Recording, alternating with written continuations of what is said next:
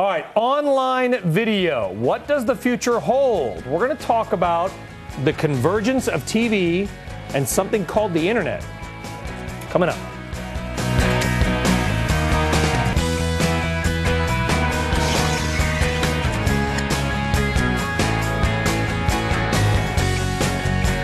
All right, welcome back. We have talked so much the last couple of years about the convergence of video and the internet, particularly, though, in the United States.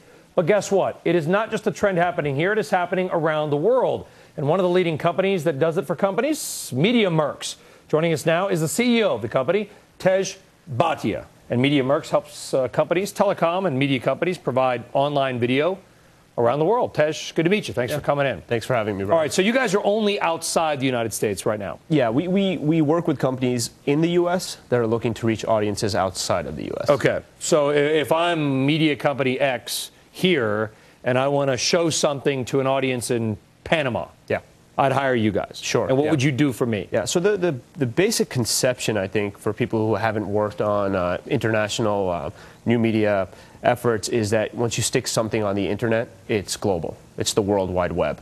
And from an access standpoint, it is. Everybody can get online, but the internet over the last 20 years hasn't developed equally around the world. There's a great fiber backbone in the United States, Western Europe, and Japan, and across the Pacific and Atlantic.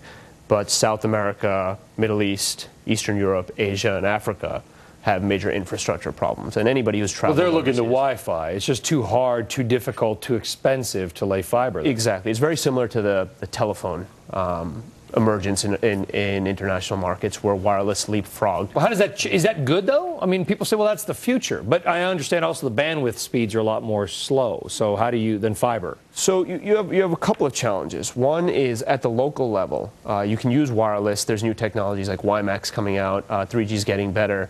There's mesh Wi-Fi, which gives a really great local connection.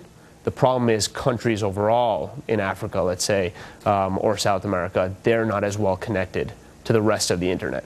So you'll get great speeds at the local level, but when they try to stream video from sites hosted in the US or in Europe, you'll see the major bottlenecks of those bits and bytes trying to cross the ocean. But I mean, what you're trying to do would be huge. I mean, obviously, like for Fox Business, right? We'd like to be around the, I'd like to be able to sit in a hotel room in, you know, Punta del Este. Sure. So would I. And watch, that's a nice place. And watch the show on a laptop streaming wirelessly. Yeah. Is that possible now? Sort of. If not, when? Yeah, so if you can get a lot of access to countries, especially troubled spots, that maybe the governments try to block the content. Yeah. I could see where there could be some nice democratic aspects to this. Yeah, so I mean, starting purely from an infrastructure standpoint, in Punta del Este, you can get online. You can probably go to foxbusinessnews.com or foxbusiness.com and watch a video, watch this segment, but it might be really choppy, right? It may not come through. And you get frustrated and turn it off. And turn it off. Now, what our company does and what our software does is it then delivers it from the local network within Punta del Este. So Fox Business fans sitting on vacation watching on their laptop will get a seamless experience. So that's the first challenge we solve. The second problem is making money. You know, in Uruguay in general, you probably aren't going to make the same type of returns off advertising as you do in the United States. So you have to be more creative and find different ways to make money.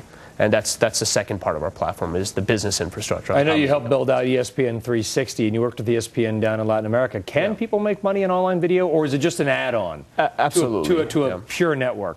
Absolutely. Well, I guess the answer is a little bit of both. So ESPN makes a huge amount of money, right? Yes. Yeah. But do they actually make any money just on their online? So yes, ESPN as a company makes quite a bit online. In comparison to television, it's still early days. Internationally, what we do with ESPN 360 is we made quite a bit of money from different revenue streams overseas. We got to leave it there. Tejpaul Bhatia, MediaMerx. Good luck, Tej. Thank you. Thank you very much. I'm going to sign off, send it over to Cheryl.